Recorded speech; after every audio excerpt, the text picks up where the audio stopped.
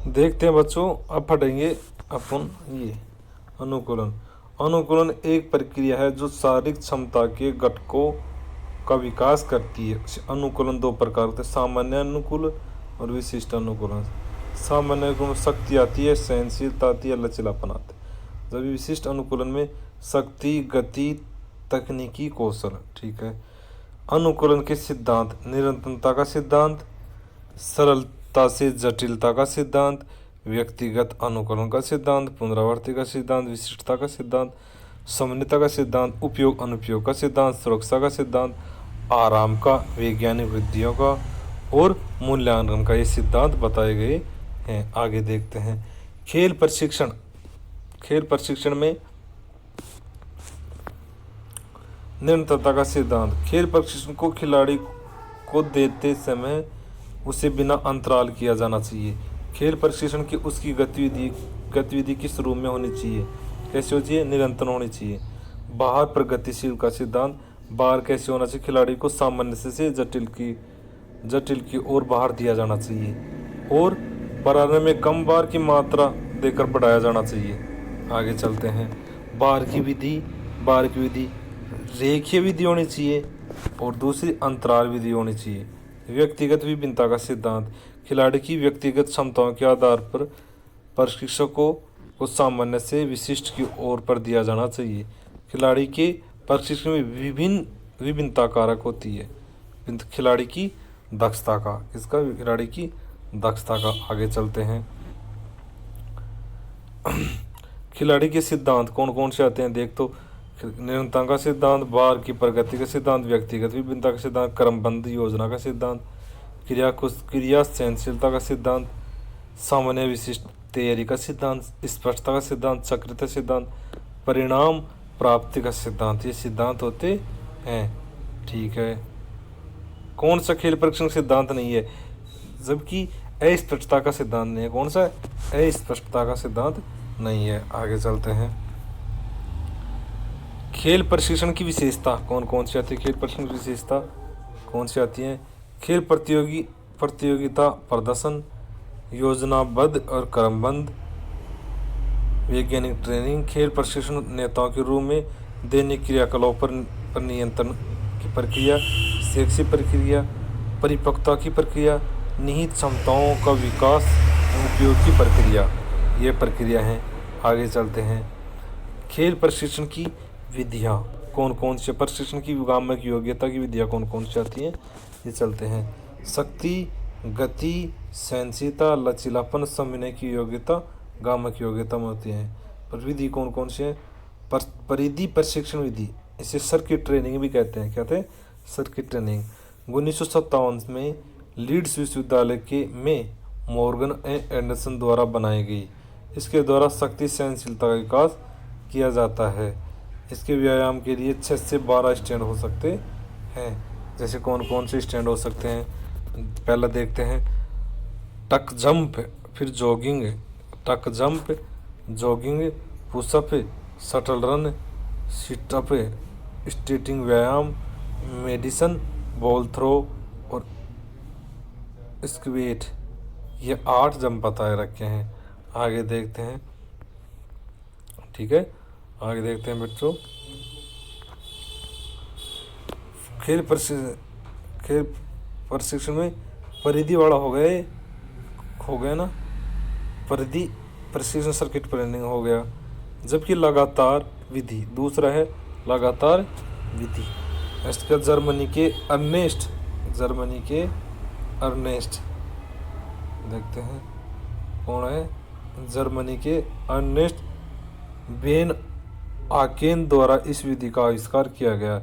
इसमें खिलाड़ी को लंबी अवधि या दूरी तक दौड़ कराई जाती है। इसमें सहनशीलता का विकास किया जाता है। इसको कम से कम 30 मिनट तक दिया जाना चाहिए। कितने मिनट तक? कम से कम 30 मिनट तक दिया जाना चाहिए। क्रॉस कंट्री, मैराथन, लंबी दूरी दौड़, लंबी अवधि खेल की उपयोगिता के लिए की जाती है। फाटले परीक्षण, फाटले में तो गोस्टा होल्मर द्वारा इसका विकास किया गया था। यह शब्द स्वीडन से लिया गया है, जो स्पीड प्ले भी कहा जाता है। यह सहनशीलता का विकास करती है। इसमें गति का रूप खिलाड़ी द्वारा तय किया जाता है तथा यह परिवर्तित होती रहती है। अंतराल परीक्षण कौन सा होता है? अंतराल विधि। अंतराल विधि में क्या बताया गया है? इंटरवेल विधि भी कहते हैं, अंतराल विधि को इंटरवेल विधि भी कहते हैं। इसका प्रतिपादन किसने किया दिया? बिकिला द्वारा इसका प्रतिपादन किया गया है। तो बोल दे मोर, ग्रसल तथा हिंस रेनडाल द्वारा इसका प्रचलन किया गया है। इसे टेरेस परीक्षण भी कहा जाता है। इसमें तेज दौड़ होती है, छोटी दूरी की, जिसकी ज़्यादा पुनरावृत्ति होती है। गति, शक्ति, सहनशीलता का विकास किया जाता है। ठीक है, आगे देखते हैं। फार्टलेग हील वर्क ट्रैक पर लक्ष्य समझने, दूरी तय करने जाते हैं। दबाव विधि, शक्ति, तीव्रता, सहनशीलता का विकास किया जाता है। विंटरबॉटम द्वारा इसका प्रतिपादन किया गया है। दबाव विधि का विंटरबॉटम द्वारा इसका प्रतिपादन किया गया है। आगे देखते हैं। इसमें squat, half squat, medicine ball, step up व्यायाम, रस्सी चढ़ना आदि बताए गए हैं। आगे चलते हैं। बार प्रशिक्षण में क्या होता है? इसका आविष्कार फ्रेडरिक यान द्वारा किया गया है। ऐसे शक्ति का विकास भी किया जाता है फ्रेडरिक यान में। ठीक है, bench press, leg press, iron व्यायाम, डंबल व्यायाम, कल्पर्स आदि होते हैं। सप्ताह में 4 बार से ज़्यादा नहीं किया जाना चाहिए इसका बाल परीक्षण में। ठीक है, ये परीक्षण हो गए। अब आगे चलते हैं। से परीक्षण आगे चलते हैं। ये टॉपिक आया गया कौन सा है? प्लायोमेट्रिक परीक्षण। प्लायोमेट्रिक्स का प्रारंभ कहाँ से हुआ था? रूस से। कहाँ से हुआ था? रूस से। ठीक है, रूस के यूलीबेर कोसिंका द्वारा प्रचलन किसका? फ्रेड विल्ड द्वारा इसका प्रचलन किया गया था। शक्ति, ताकत, गति का विकास किया जाता है। विशेष तौर पर विस्फोटक शक्ति का विकास किया जाता है। टक jump, hurdle jump, box jump आदि इसमें किए जाते हैं। आगे चलते हैं। पेश दौड़ में क्या किया जाता है? ये एक निश्चित गति के साथ दौड़ पूरी दूरी तय करना पेश दौड़ कहलाता है। एक निश्चित गति के साथ दौड़ की पूरी दूरी तय करना पेश दौड़। लीड अप गेम मुख्य कौशल से संबंधित होते हैं, जिसके द्वारा कौशल विकास के साथ मनोरंजनात्मक रूप से रखा जाता है। लीड अप खेल में नए नियमों का अपनाया जाता है। किसको? नए नियमों को अपनाया जाता है। अवधिकालीनता में क्या होता है? अवधिकालीनता किसी पूर्व में तय प्रतियोगिता में खिलाड़ी के अच्छे प्रदर्शन प्राप्त के लिए की जाने वाली तैयारी की प्रक्रिया अवधिकालीनता कहलाती है। अवधिकालीनता के 3 प्रकार होते हैं: एकल अवधिकालीनता, दोहरी अवधिकालीनता और तीसरी अवधिकालीनता। 3 अवधिकालीनता होती है। अवधिकालीनता के 3 चरण होते हैं। चरण कितने थे? 3। कौन से? तैयारी काल, फिर प्रतियोगिता काल और संक्रमण काल। जब 3 चरण। एकल अवधिकालीनता तैयारी काल 6.5 में होता है। प्रतियोगिता काल कितना? 4 माह का होता है और संक्रमण काल 2.5 माह का होता है एकल अवधिकालीनता में। ठीक है, फिर उसके बाद में दोहरी अवधिकालीनता में क्या बताया गया है? 2 मैक्रो में अपनाया जाता है इसको। ठीक है, प्रथम चक्र तैयारी काल 4 माह का, फिर प्रतियोगिता काल 2 माह का, इसमें ऐसे होता है। और द्वितीय चक्र में तैयारी काल 3 माह का, प्रतियोगिता काल 2 माह का और संक्रमण काल 1 माह का होता है। तीसरा अवधिकालीनता में प्रथम चक्र कितने माह का? तैयारी काल 3.25 माह का होता है। 1/3/4 होता है। 1 से 3/4 माह का, यानी कि 2.25 माह का। प्रतियोगिता काल 4 माह का, 1 महीना का। ठीक है, द्वितीय चक्र में तैयारी काल 3 माह का, प्रतियोगिता सवा महीना का। ठीक है, तीसरे तर्क में तैयारी काल 3.25 महीना का, प्रतियोगिता काल 1 माह का और संक्रमण काल 1 माह का। ठीक है, ये होता है। अब अवधिकालीनता तैयारी काल। तैयारी काल प्रथम अवस्था देखते हैं। इसमें खिलाड़ी को साधारण से जटिल में तैयार किया जाता है। किसमें? सामान्य से जटिल के रूप में तैयार किया जाता है। खिलाड़ी को मानसिक रूप से तैयार किया जाता है। आयतन अधिक होता है, तीव्रता कम होती है। तकनीकी व युक्तियों पर कम ध्यान दिया जाता है। नए कौशल को सीखने की समय युक्ति का प्रयोग नहीं होता है। ठीक है, आगे देखते हैं। द्वितीयक अवस्था में क्या बताया गया है? उन सभी प्रशिक्षण कारकों को विकसित किया जाता है जिनका संबंध खेल प्रदर्शन से होता है। आयतन उच्च होता है तथा ट्रेनिंग तीव्रता प्रशिक्षण के भार के अनुसार रखी जाती है। तृतीय काल में तीव्रता अधिक तो आयतन कम होता है। विशिष्ट और प्रतियोगिता व्यायाम अधिक होते हैं। युक्ति का प्रयोग प्रतियोगिता के अनुसार किया जाता है। आगे चलते हैं। द्वितीय काल में क्या बताया गया है? प्रतियोगिता काल। इसमें खिलाड़ी को उच्च प्रदर्शन स्तर बनाए रखा जाता है। तीव्रता उच्च होती है तो आयतन न्यूनतम होता है तो युक्ति का प्रतियोगिता में प्रयोग किया जाता है। संकर्ण काल में क्या बताया गया? आराम और क्षतिपूर्ति की प्राप्ति की जाती है। 4 से 6 माह की होती है। 4 से 6 सप्ताह की। ठीक है, आगे चलते हैं। अवधिकालीनता के चक्र। कितने अवधि चक्र होते हैं? 3। मैक्रो चक्र, मीजो चक्र और माइक्रो चक्र। मैक्रो चक्र वार्षिक होता है, मीजो चक्र मासिक होता है और माइक्रो चक्र साप्ताहिक होता है। ठीक है, मैक्रो चक्र में यह वार्षिक योजना अथवा अवधिकालीनता के रूप में जानी जाती है। यह 3 माह से 1 वर्ष तक होती है। क्रमबद्ध विकास का निर्धारण होता है। आगे चलते हैं। खिलाड़ी की वर्तमान स्थिति का परीक्षण विश्लेषण किया जाता है। ठीक है, विभिन्न प्रशिक्षण साधनों, तत्वों, भार आदि का अनुपात सूचनाएं की जाती है। पूर्व प्रतियोगिता के परिणाम का परीक्षण करते हुए कौशल निर्धारण करते हैं। सामान्य विशिष्ट ट्रेनिंग परिस्थिति की तकनीकी जानकारी दी जाती है। आगे चलते हैं। प्रशिक्षण चक्र में क्या बताया गया है? मीजो चक्र। कौन सा? पहला मीजो चक्र। इसे मासिक चक्र भी कहते हैं। ठीक है, इसकी अवधि 3 से 6 सप्ताह तक होती है। यह गुणकारी तथा प्रयोजन योजना भी कहा जाता है। परिचयात्मक मीजो चक्र। मैक्रो चक्र का प्रारंभ परिचयात्मक मीजो चक्र से किया जाता है। इसकी अवधि 3 से 6 सप्ताह की होती है। ठीक है, आगे चलते हैं। खिलाड़ी की पूर्व स्थिति का पता लगाया जाता है।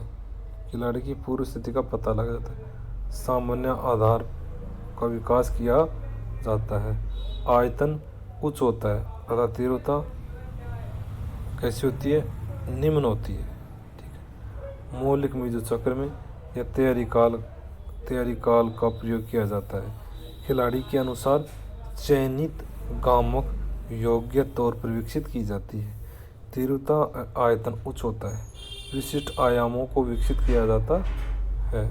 आगे चलते हैं। तैयारी एवं नियंत्रण मीजो चक्र। इसमें क्या होता है? प्रदर्शन कारक को उच्च एवं जटिल क्षमताओं का विकास किया जाता है। 2 सप्ताह का माना जाता है इसमें। ठीक है, विशिष्ट आयामों तथा निर्माण प्रतियोगिताओं को भी शामिल किया जाता है। परिपक्वता मीजो चक्र में क्या कहा गया है? तैयारी नियंत्रण मीजो चक्र पश्चात प्रयोग की जाती है। इसमें खिलाड़ी की कर्मियों तथा त्रुटियों को दूर किया जाता है। खिलाड़ी की क्षमताओं तथा कौशलों को विकसित किया जाता है। प्रतियोगिता पूर्व मीजो चक्र प्रतियोगिता के लिए खिलाड़ी को तैयार करने की प्रक्रिया कहलाती है। प्रतियोगिता से पूर्व इसे प्रयोग किया जाता है। तीव्रता उच्च और आयतन निम्न होता है। इसमें क्षतिपूर्ति का ध्यान रखा जाता है। आगे चलते हैं।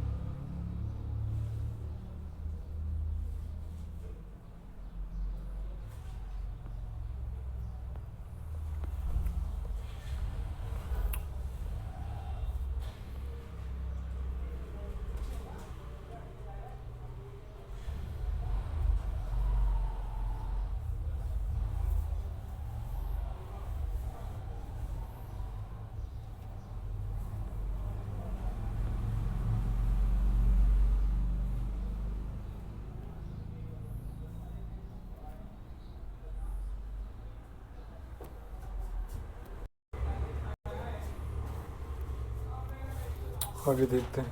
प्रतियोगिता मीजो चक्र प्रतियोगिता व्यायाम को विकसित किया जाता है। युक्ति व्यायाम तथा विशिष्ट व्यायाम को विकसित किया जाता है। इंटरमीडिएट मीजो चक्र इसे प्रतियोगिता के मध्य प्रयोग किया जाता है। इसे दो प्रकार के होते हैं। इसे आयतन उच्च, तीव्रता निम्न तथा विशिष्ट आयाम उच्चतर होते हैं।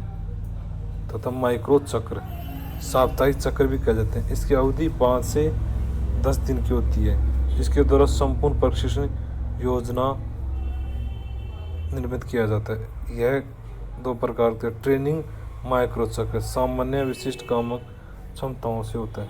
प्रतियोगिता माइक्रो चक्र ये प्रतियोगिता माइक्रो चक्र तीन प्रकार की होती है। देखते हैं। परिचयात्मक माइक्रो चक्र प्रतियोगिता के अनुरूप निर्मित किया जाता है। भार क्षतिपूर्ति प्रतियोगिता माइक्रो चक्र रिहेवरी माइक्रो चक्र ये चक्र होते हैं। आगे प्रशिक्षण भार खिलाड़ी के प्रदर्शन को उठाने के लिए शारीरिक अभ्यास तथा मानसिक परिपक्वता प्राप्त करने के लिए जो कार्य प्रशिक्षित की देखरेख में किया जाता है उसे प्रशिक्षित भार कहते हैं। यह मानव शरीर की शारीरिक और मानसिक या मनोवैज्ञानिक मांग है जिसकी पूर्ति ट्रेनिंग के द्वारा की जाती है। इसे प्रशिक्षण भार कहते हैं। प्रशिक्षण भार द्वारा किसी खिलाड़ी के दिए गए कार्य अभ्यास मात्रा को भार कहा जाता है। प्रशिक्षण भार के प्रकार दो है, बाह्य भार और एक आंतरिक भार।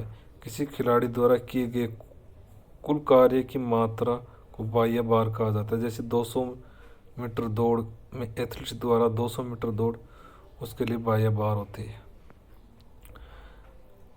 भार की तीव्रता 200 मीटर दौड़ 18 सेकंड में, भार का आयतन, भार की आवृत्ति, भार का घनत्व। ठीक है। आंतरिक भार में क्या होता है, शरीर के आंतरिक परिवर्तनों तथा मौलिक मनोवैज्ञानिक परिवर्तनों से संबंधित होता है। जैसे हृदय, श्वसन, हीमोग्लोबिन, लैक्टिक अम्ल ये आंतरिक भार हो गई। ठीक है। भार की मात्रा का सीधा संबंध लैक्टिक अम्ल की मात्रा से होता है। भार के घटक भार का काल हो गए, क्षतिपूर्ति काल हो गया, क्षतिपूर्ति हो गई, सुपर कंपनसेशन काल, क्षतिपूर्ति हो गई, सुपर प्रशिक्षण भार के प्रकार, भार की तीव्रता, फिर गति, भार की तीव्रता में गति तीव्रता और भार घनत्व, भार का आयतन में गति काल और गति आवर्ती। ठीक है, गति काल और गति आवर्ती। 100 मीटर दौड़ 10 सेकंड में होते हैं। ठीक है, आगे देखते हैं प्रशिक्षण भार। प्रशिक्षण भार में क्या होता है? प्रशिक्षण भार में क्या होता है? निम्न में से आंतरिक भार का रूप होता है। कौन सा? श्वसन दर में वृद्धि। प्रशिक्षण भार के सिद्धांत लगातारता का सिद्धांत, इसमें खिलाड़ी को निरंतर भार दिया जाना चाहिए। सामान्यता का सिद्धांत, फिर भार की क्षतिपूर्ति का सिद्धांत, भार की विशिष्टता का सिद्धांत, भार की प्रतियोगिता का सिद्धांत।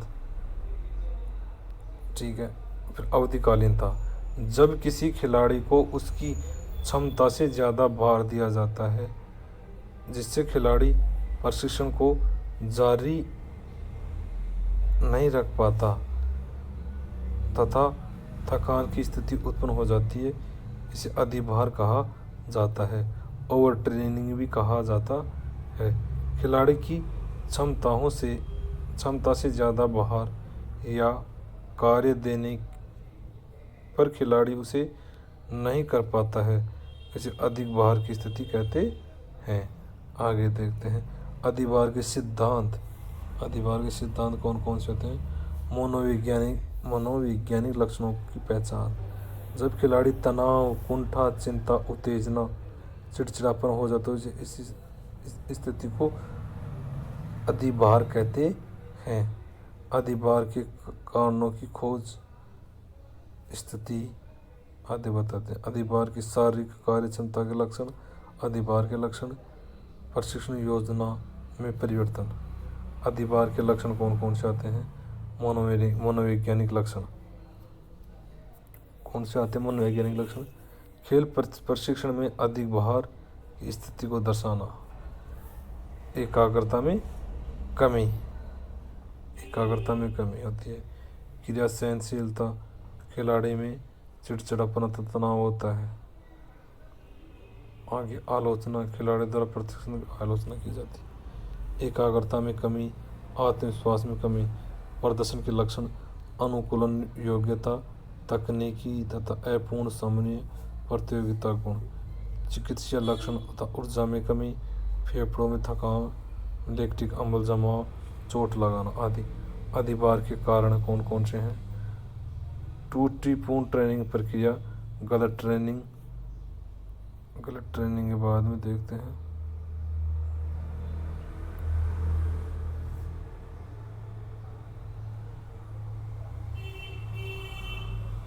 गलत ट्रेनिंग, शीघ्रता से भार को बढ़ाना, क्षतिपूर्ति नहीं होना, लगातार प्रतियोगिता के भाग लेना, भार तीव्रता, आयतन में असंतुलन, तकनीकी का एक से अधिक रूप उपयोग। ठीक है, आगे चलते हैं। दैनिक जीवन का कार्यक्रम। दैनिक जीवन का कार्यक्रम कौन कौन से आते हैं? रहन सहन, वातावरण, कुपोषण, स्वास्थ्य एवं स्वास्थ्य में कमी, सामाजिक आर्थिक कारण, पारिवारिक कारण, मनोरंजन में कमी। चिकित्सीय कारण में कौन से आते हैं? बीमारी, थकान, अवस्थाएं, शारीरिक कमी, कार्य की कमी। शक्ति गामक योग्यता, वह योग्यता है जो किसी प्रतियोगिता के विरुद्ध प्रतिरोध को घटाने का कार्य करती है, इसे होते हैं। अधिकतम शक्ति, यह वह योग्यता है जो अधिकतम प्रतियोगिता हटाने के विरुद्ध कार्य करती है। फिर गतिहीन, आइसोमेट्रिक, गतिशील, आइसोटोनिक, विस्फोटक शक्ति, गति और शक्ति। विस्फोटक शक्ति में शक्ति व गति गामक योग्यता के संतुलित रूप में विस्फोटक शक्ति कहा जाता है। किस शक्ति के प्रकार में तेज गति से शक्ति उत्पन्न की जाती है। विस्फोट शक्ति 3 रूप होते हैं। विस्फोट शक्ति कितने? 3 रूप होते हैं। कौन से? प्रारंभिक शक्ति, प्रारंभिक शक्ति जब किसी क्रिया के प्रारंभ में शक्ति को तीव्र गति से उत्पन्न किया जाता है तो प्रारंभिक शक्ति कहते हैं। आगे देखते हैं, जैसे कौन कौन से थे, स्पिन, स्टार्ट, बालो वाला फेंक। फिर शक्ति चाल, शक्ति चाल में क्या होता है, शक्ति चाल उस चाल के साथ भारी प्रतिरोधक को हटाने या उसके विरुद्ध कार्य करने की योग्यता शक्ति चाल को होती है। जैसे उदाहरण, थ्रो इनवर्ट्स, जंप इनवर्ट्स। चाल शक्ति में उच्च चाल के रूप में निम्न प्रतिरोधों को हटाने के विरुद्ध किया जाने वाला करने की योग्यता चाल शक्ति कहते हैं। ठीक है, जैसे दलील खेल होगा, कम बार वाली स्पर्धा गोल्फ हो गई। सब शक्ति सहनशीलता, इसके दो रूप होते हैं। शक्ति सहनशीलता थकान की स्थिति में उच्च प्रतिरोध के विरुद्ध या उसको हटाने की योग्यता शक्ति सहनशीलता कहलाती है। जैसे लंबी अवधि की क्रियाएं, बांस कूद आदि होती है। सहनशीलता की शक्ति थकान की स्थिति में निम्न प्रतिरोध के विरुद्ध या हटाने की योग्यता सहनशीलता कहलाती है। तैराकी, साइकिलिंग आदि हो गई। शक्ति विकास की सिद्धांत कौन कौन से आते हैं, उच्च वार्मिंगम, कंकाल मांसपेशी तंत्र, उच्च ट्रेनिंग, व्यायाम को क्रम, श्वसन तंत्र, भार देने की विधि, योग्यता अनुसार। शक्ति प्रशिक्षण के साधन कौन कौन से, भार आयाम के रूप, स्वयं के भार के साथ। शक्ति के विकास की विधियाँ कौन सी होती है, अधिकतम शक्ति का विकास पुनरावृत्ति के द्वारा किया जाता है। गतिशील विधि तीव्रता 80 से 100% होती है। गतिविहीन विधि कौन सी आती है, गतिहीन विधि में 50 से 80 प्रतियोगिता के रूप में बॉक्स, जंप। मंद एक केंद्रीय विधि में तीव्रता 12-120 होती है। आइसोकाइनेटिक जे फेरिन के अनुसार विस्फोटक शक्ति के विकास विशिष्ट प्रतियोगिता व्यायाम होते हैं। गहन अंतराल विधि 70 से 80% होती है। शक्ति सहनशीलता एक्सीलेंस इन्वेस्ट प्रतियोगिता होते हैं। अब शक्ति सहनशीलता आते हैं। सहनशीलता में क्या देखते हैं, एक सेकंड बच्चों।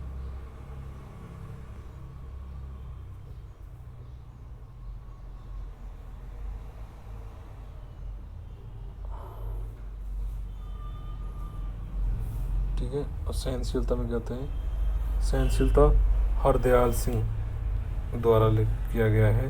सहनशीलता खेल क्रियाओं या गतियों, आवश्यक गुण तथा चाल के साथ थकान स्थिति में कार्य करने की योग्यता शक्ति सहनशीलता कहते हैं। स्केन बेल की सहनशीलता थकान के लिए एक प्रतिरोध योग्यता है। लंबी अवधि, लंबी दूरी तथा थकान की स्थिति में कार्य करने की योग्यता सहनशीलता कहलाती है। सहनशीलता शरीर और ऊर्जा उत्पादन क्षमता का उपयोग है। हृदय, परिश्वसन तंत्र तथा श्वसन तंत्र सहनशीलता का है। सहनशीलता के प्रकार, खेल क्रियाओं के आधार पर सहनशीलता के प्रकार कौन से हैं, मूलभूत सहनशीलता धीमी गति से क्रिया करने, उत्पन्न तथा थकान की स्थिति में कार्य करने की योग्यता सहनशीलता कहलाती है। धीमी गति से दौड़ना, जॉगिंग करना आदि सहनशीलता है। सामान्य सहनशीलता मंद एवं तीव्र गति से क्रिया करने उत्पन्न थकान की स्थिति कार्य करने की योग्यता सामान्य सहनशीलता कहलाती है। आगे देते हैं विस्फोटक सहनशीलता, यह किसी खेल विशेष, क्रिया विशेष की सहनशीलता की योग्यता होती है। समय अवधि के अनुसार सहनशीलता, चाल सहनशीलता, यह 45 सेकंड अवधि तक थकान की स्थिति में कार्य करने की योग्यता, जैसे 100 मीटर दौड़, 200 मीटर, 400 मीटर दौड़ हो गया। सूक्ष्म सहनशीलता, यह 45 सेकंड से 2 मिनट तक की होती है, जैसे 800 मीटर दौड़ वगैरह हो गई सूक्ष्म सहनशीलता। मध्य सहनशीलता में क्या होती है, 2 मिनट से 11 मिनट तक की होती है। यह 1500 मीटर दौड़, 3000 मीटर दौड़, मुक्केबाजी, जूडो, नौकायन होती है। और दीर्घकालीन सहनशीलता यह 11 मिनट से 30 मिनट तक की अवधि की होती है। लंबी दौड़ फुटबॉल में होती है। सहनशीलता विकास की विधियाँ, कौन कौन सी विधियाँ आती है? सहनशीलता विकास की विधियाँ कौन कौन सी आती हैं? लगातार विधि, लगातार मंद दौड़ 140 से 160 क्रियाओं की दौड़ पर 30 मिनट से 60 मिनट होती है। खेल के आधार पर 60 से मिनट से 2 या 3 घंटे होती है। लगातार तीव्र दौड़ में क्या होती है? 20 मिनट से 90 मिनट के मध्य होती है। 160 से 180 के मध्य होती है। तीव्र एवं मंद दौड़ फार्टलेक आदि हो गए। ठीक है, आगे होती है सहनशीलता विकास की विधियाँ कौन कौन सी आती हैं?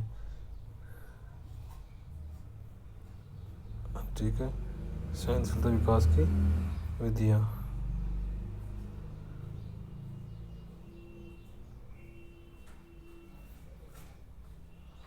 सहनशीलता विकास की विधि कौन कौन सी आती हैं देखते हैं। अंतराल विधि, अंतराल विधि में क्या आएगा? क्रियाओं की तीव्रता के आधार पर एक्सिटेशन इन्वेस्टिगेशन विधि से भार कम, पुनरावृत्ति अधिक। इंटेलिजेंट इंटरवेंशन विधि, भार अधिक, पुनरावृत्ति कम। ठीक है, समय अवधि के आधार पर सूक्ष्मकालीन अंतराल विधि 15 सेकंड से 2 मिनट के मध्य होती है। मध्य अंतराल विधि 2 मिनट से 8 मिनट के मध्य थी। दीर्घकालीन अंतराल विधि 8 मिनट से 11 मिनट के मध्य होती है। पुनरावर्तन विधि में वास्तविक पुनरावृत्ति, प्रतियोगिता या प्रमाण विधि, प्रयास विधि। सहनशीलता निर्धारण करने की वाले कारक ऑक्सी क्षमता और अनोक्सी क्षमता, ग्लाइकोलाइसिस और लैक्टिक अम्ल सहनशीलता, एसिड न्यूट्रोलाइसिस, गतियों में ऊर्जा बचत, मनोवैज्ञानिक कारक ऊर्जा के स्रोत हो गए। चाल की योग्यता, चाल योग्यता में करते हैं, आगे चलेंगे चाल की योग्यता।